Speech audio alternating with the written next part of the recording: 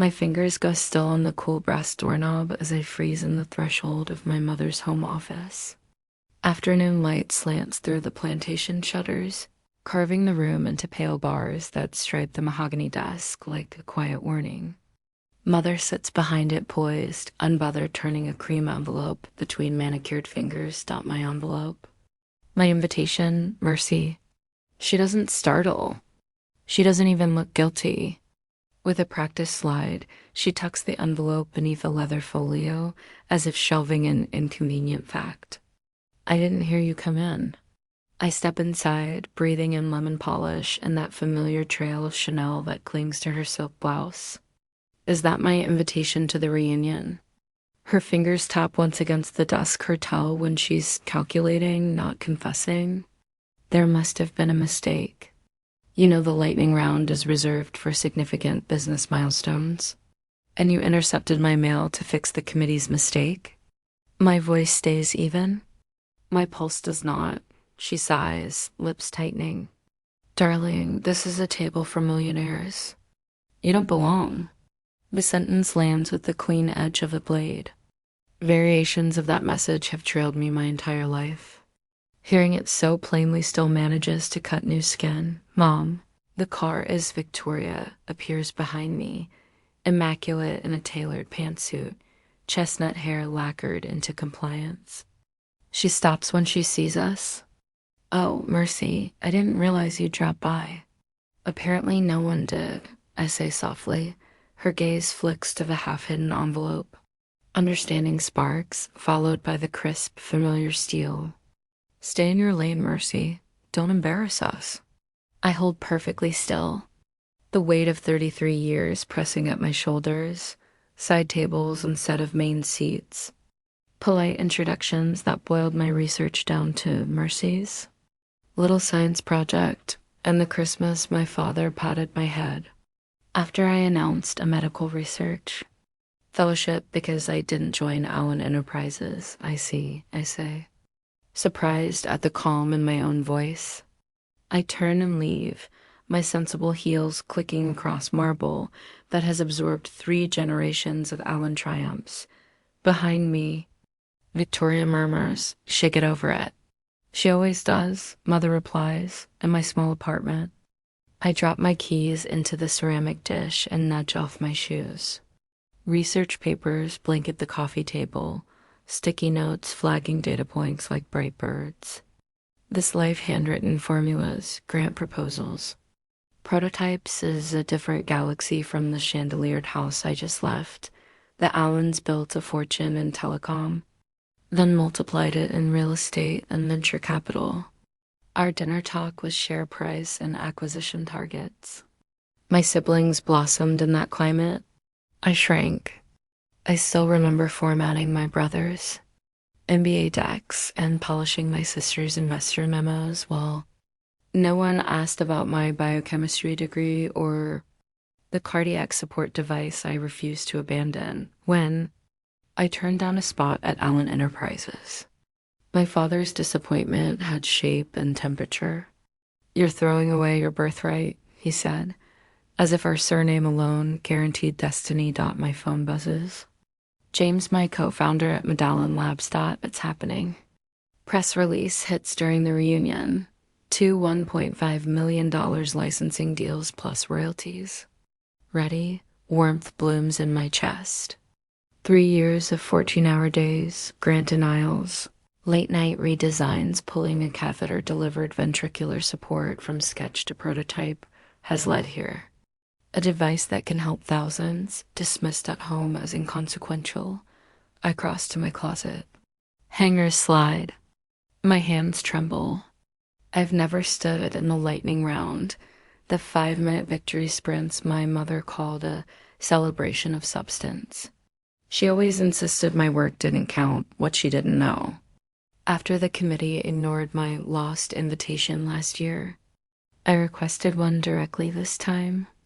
I expected her to intercept the mailed copy. There's a second invitation hidden under my desk calendar. I pull a burgundy blazer free and hear Aunt Mari's voice from years ago. Never let them take your voice. I dial the coordinator. This is Mercy Allen, confirming my slot in the lightning round. A brief pause. I let my voice settle into steel. Some traditions never change. I plan to be on that stage. A week later, I stand outside the Westbrook Hotel ballroom doors, watching my family move behind the glass like I'm observing a contained ecosystem. Victoria throws back her head in practiced laughter at something her cousin says. Father claps a silver-haired investor on the shoulder. Mother glides through clusters, champagne balanced like a prop dot. My chest tightens as if wrapped in clear wire. A year since I last set foot at one of these gatherings. 365 days of blessed distance. Breathe, I whisper, smoothing the blazer lapels. Inside my leather folio, printed copies of the press release said to drop in 90 minutes. Timing is the instrument. Precision is the performance. I square my shoulders and push through the heavy door. Miss Allen? The check-in attendant's brows pop. We weren't sure you were coming. I was invited, I say. Sharper than I intend. The table hums with activity badges sliding, cousins collecting lanyards. The attendant flips through the A.S., then the Miss, then all of it again. I'm so sorry, I don't see a badge for Mercy Allen. She glances at the printed agenda and my stomach goes cold. In the 7:15 slot where my name should sit, Gregory Phillips, investment opportunities in emerging markets. My brother-in-law? There must be a mistake, I say, and we both know it's not. Across the room, my father's voice travels. Mercy's work is academic, not exactly substantial. The words are surgical, clinical, precise, designed to excise what doesn't fit. Victoria meets my eyes. For one heartbeat, guilt flashes.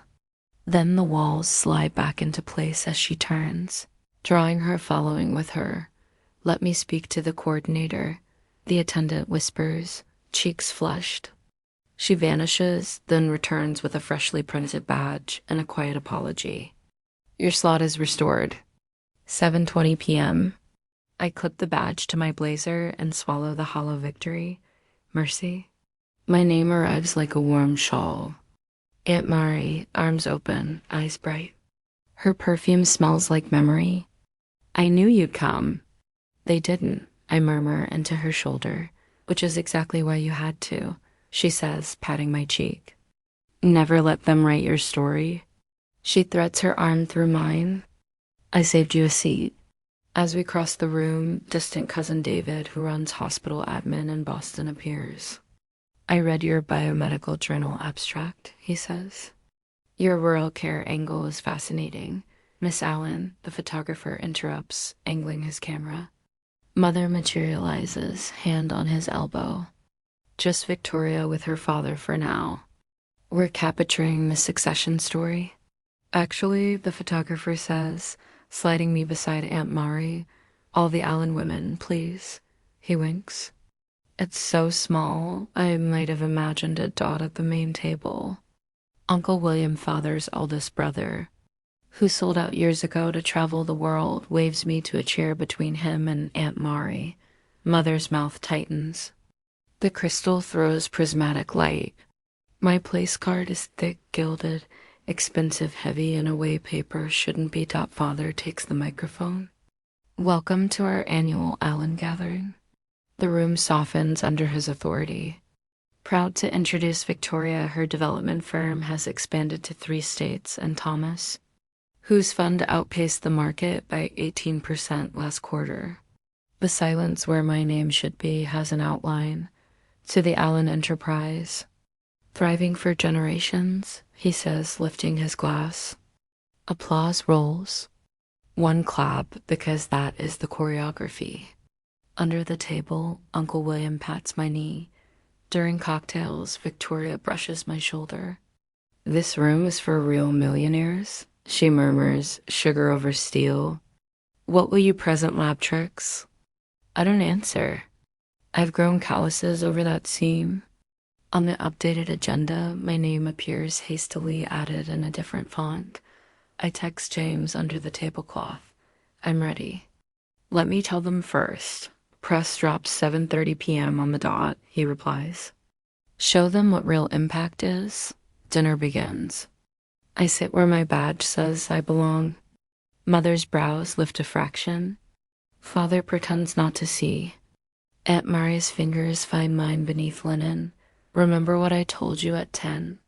She murmurs, the best revenge is excellence. I finish, and for the first time tonight, I smile. Around me, chatter about portfolios and acquisition swells and receipts. I drink water instead of wine. Clarity is the only companion I need. The minute hand climbs. In my folio, the story that will shift a room. Uncle William catches my eye and tips his water glass toward me. To the real future of this family, he whispers, too low for anyone else. 20 minutes until I speak. 30 until the press release. 31 until nothing is the same. I approach the organizer. Mother leans in, whispering, and the woman's eyes flick toward me. Your mother suggested we move you to the end, she says, fidgeting with her cards. To give established ventures priority. My confirmation reads 7:20 p.m., I say, showing the email. That's my slot. The woman glances at Mother, who's already gliding away, then nods. Of course, Miss Allen. Keep it brief. 7:15, 5 minutes. Father taps the mic. We've heard remarkable developments, new acquisitions, expanding markets. The Allen legacy is strong. His gaze drifts, lands on me, reluctant. Our youngest Mercy will share some lab updates. A ripple of polite laughter. Victoria checks her phone. Two cousins whisper like they're about to watch a school science fair. I step up to the crest on the podium. The hush that follows isn't respect. It's expectancy glazed with doubt. A glass rings against china. Someone coughs. Thank you for the introduction, Father. My voice is steadier than my pulse. Faces come into focus. Aunt Mari's bright yes. An elderly uncle who always asks after my work. A few cousins with outsider eyes. For 3 years, Medallion Labs has developed a cardiac support that stabilizes ventricular walls without open heart surgery. I click the remote. Clean medical diagrams fill the screen. No dancing charts, no skyline renders, just function. Current standards require invasive procedures with long recoveries. Our device deploys via catheter, often reducing hospital stays from weeks to days. Heads lift. Phones pause. The titanium mesh expands along the ventricle, reinforcing structure while preserving motion. Ideal for patients too fragile for bypass. A cardiologist's cousin leans forward. Boredom dissolving into clinical attention. We've completed animal trials at 94% success and hold a patent awarded last month. Initial human trials begin next quarter at Mayo and Johns Hopkins. More faces turn toward me. Even my father stops pretending to check his portfolio app. I advance to the prototype image. The device weighs under 6 grams, yet supports pressure equivalent to 730. A phone buzzes. Then another, and another, like popcorn catching heat. Cousin Edward reads aloud, unable to help himself.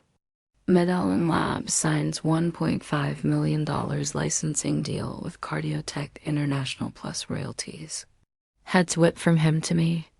Mother blanches. Father fumbles for his glasses. I keep going, voice even. The licensing guarantees national distribution through existing supply chains, so rural hospitals can access the device, not just urban centers. The room is different now. Bodies lean in.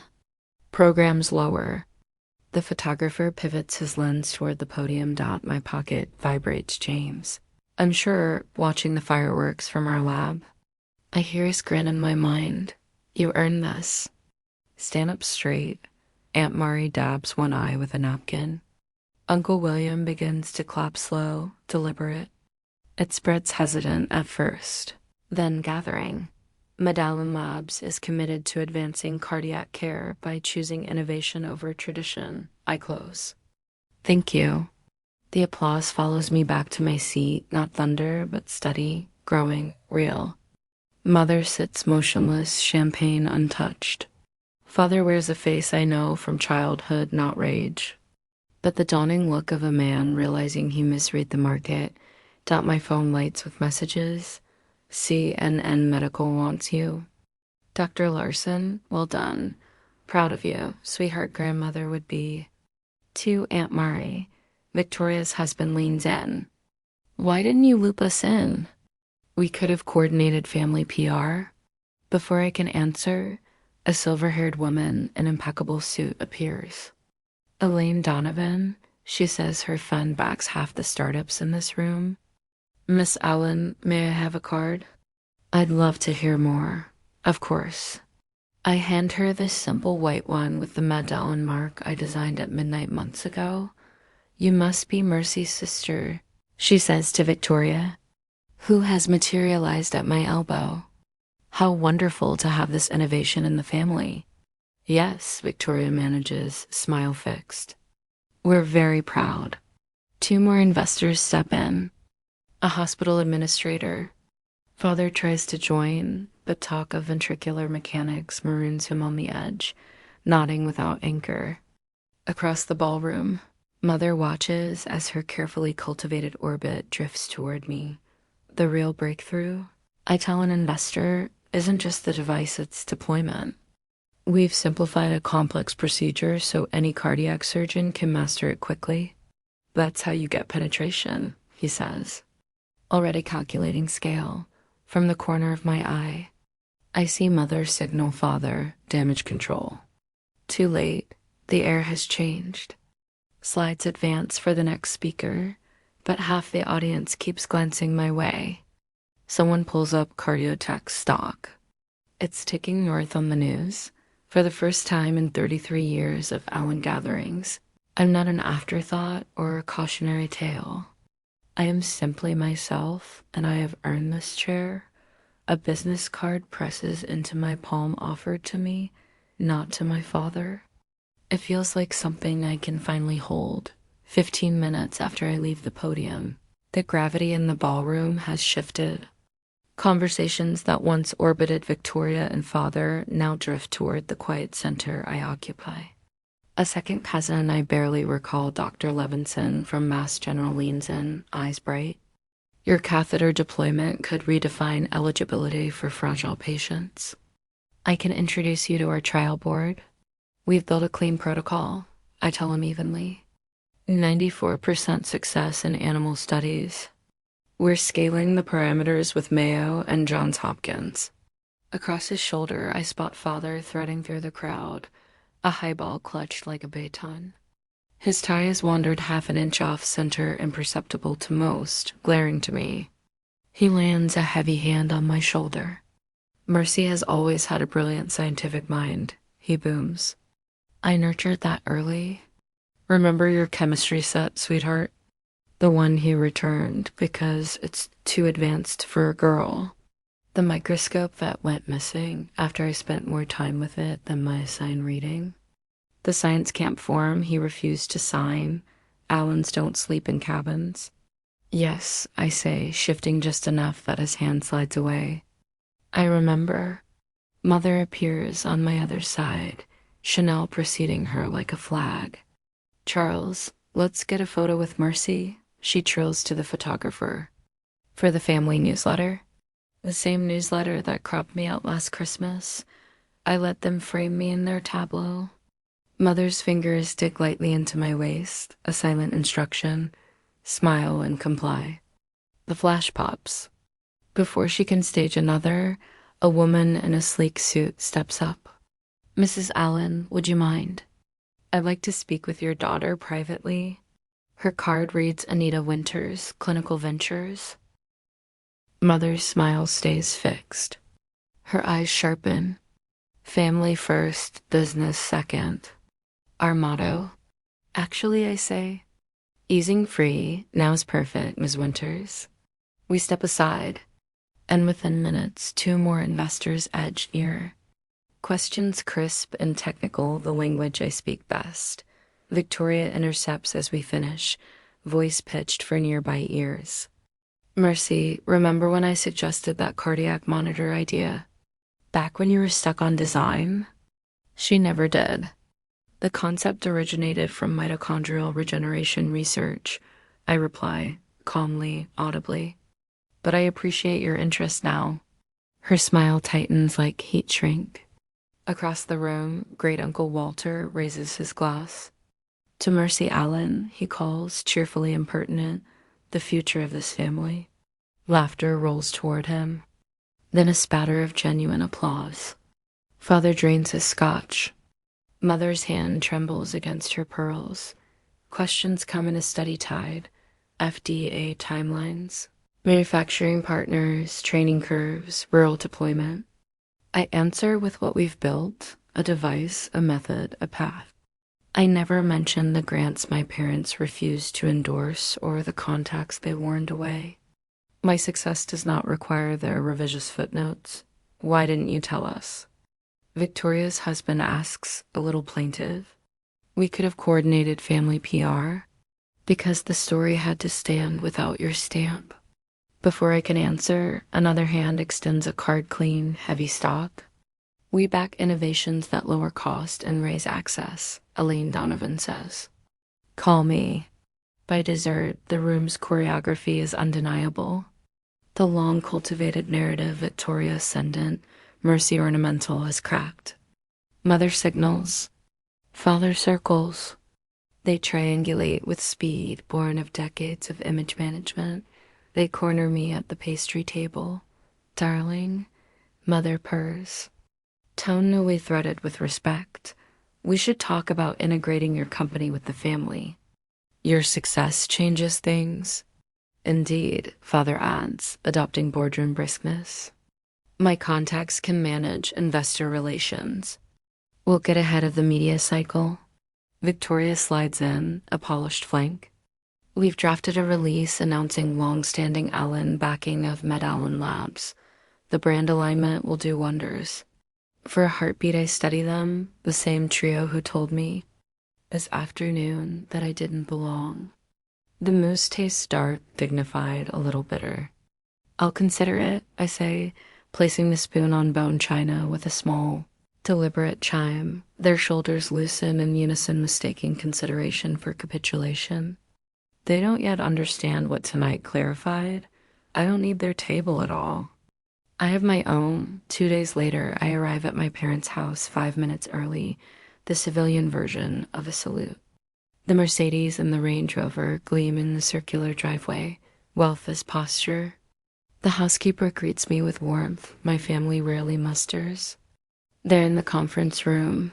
She says, of course they are. Not the living room where families talk, but the carved wood arena where deals are sealed. They've arranged themselves like a board.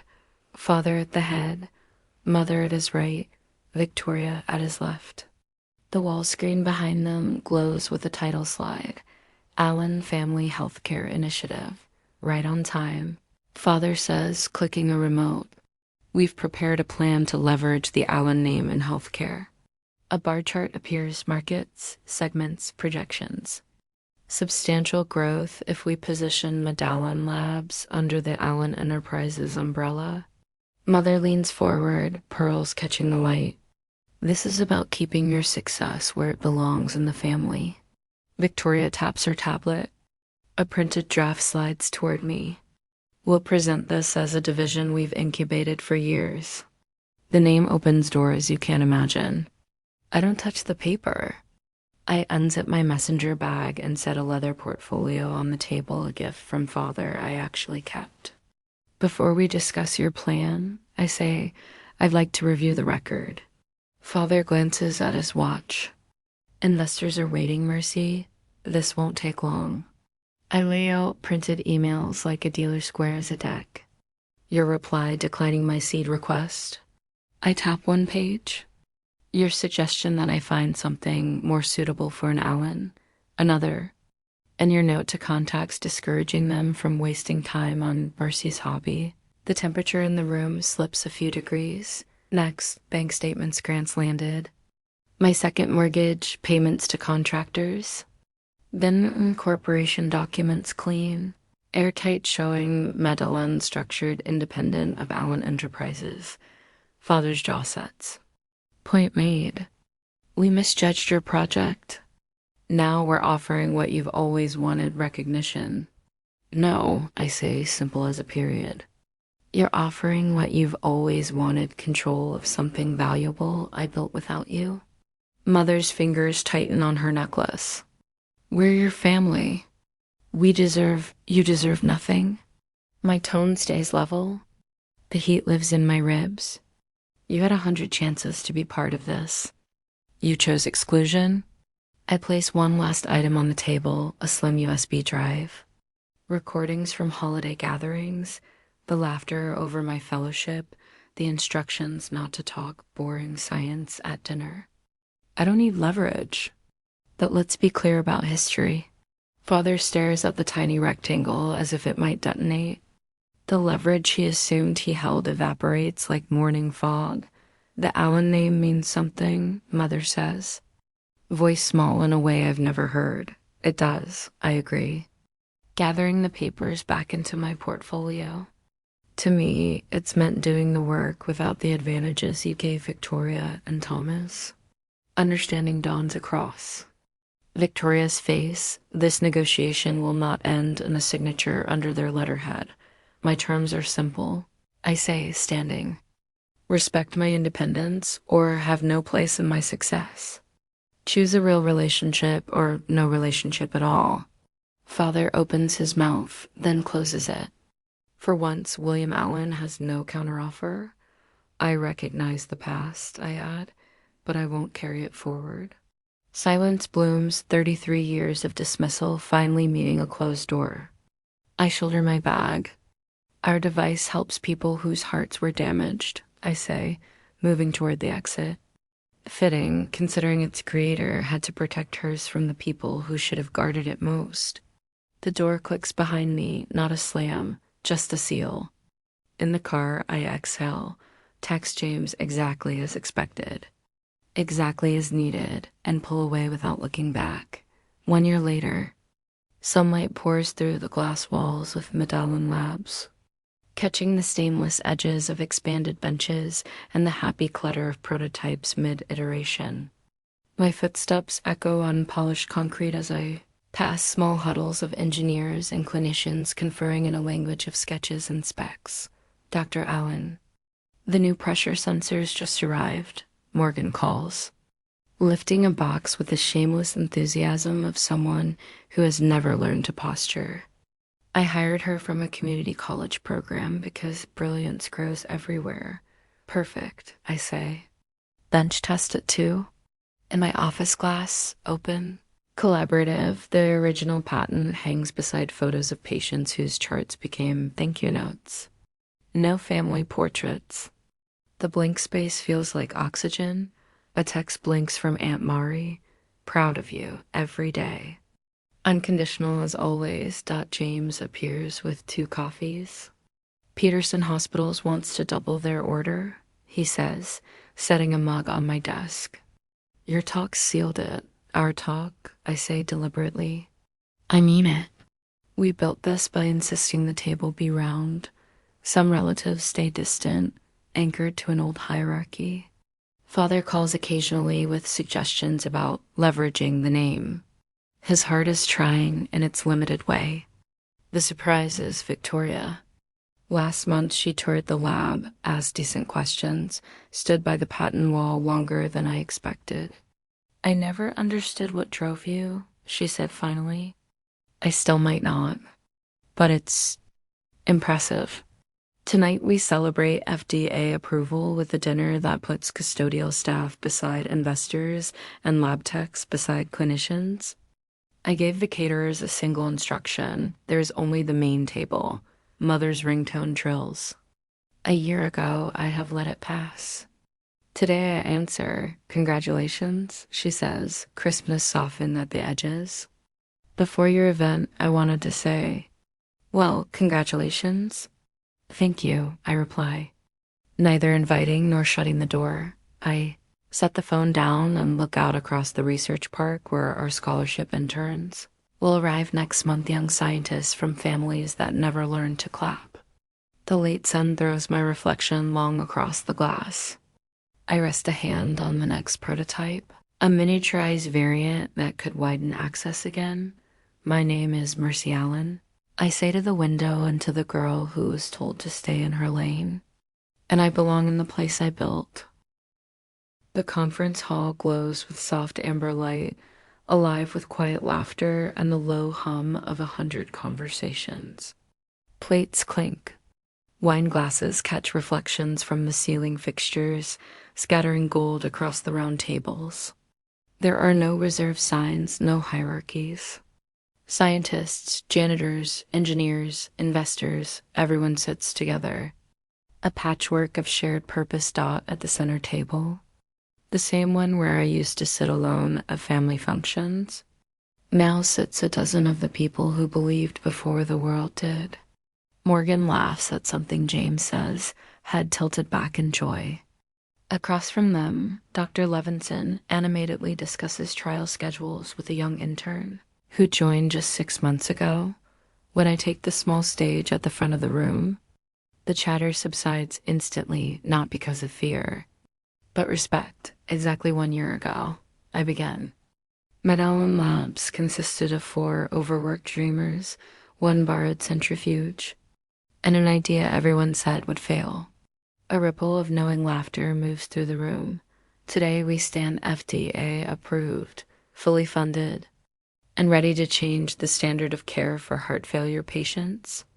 Applause swells, not performative, but warm and real. Every single person in this room helped make that happen. James raises his glass. To choosing innovation over inheritance. Cheers echo back. To innovation.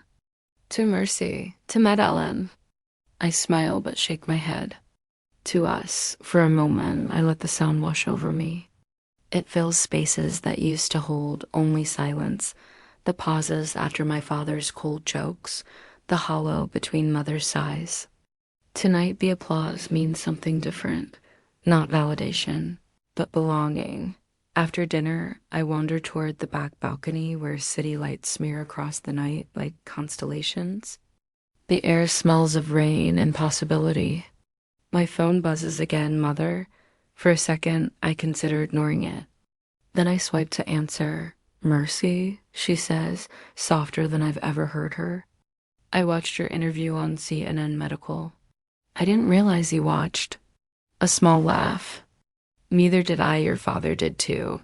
He doesn't say much these days, but he asked me to tell you he's proud. The words hang there, brittle but real. Thank you, I say quietly. That means more than you think. I know we've made mistakes, she adds.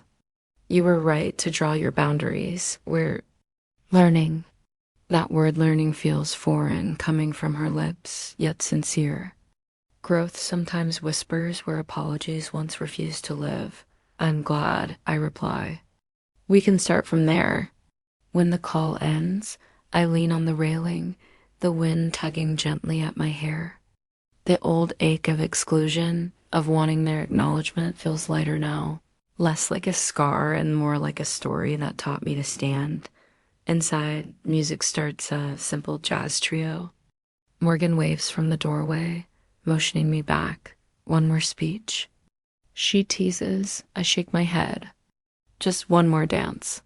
As I step inside, I catch my reflection in the glass steady posture, calm eyes. A woman who no longer flinches at her own reflection.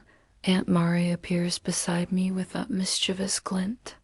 So, Dr. Allen, how does it feel to be the first Allen whose name stands for something other than profit margins? Feels like freedom, I say. She nods. Told you excellence was the best revenge. Turns out, I smile. It's also the best peace. We watch the interns laughing near the buffet. Engineers comparing lab jokes no one outside would understand. My world is smaller than the empire my parents built, but infinitely richer. Later, when the guests have gone and the lights dim, I stand alone in the quiet hall, staring at the banner stretched across the far wall. Med-Al Labs, engineering help. Those two words, hope and engineering, feel perfectly balanced. Think about the girl I used to be, the one staring through glass doors, rehearsing apologies she never owed. If I could speak to her now, I'd tell her this. You don't need their permission to belong. Take one final look around the room, the laughter fading into memory, the promise of tomorrow humming in the air, and whisper to no one and everyone, I made it. On my own terms. Outside, the night stretches open like a blank page.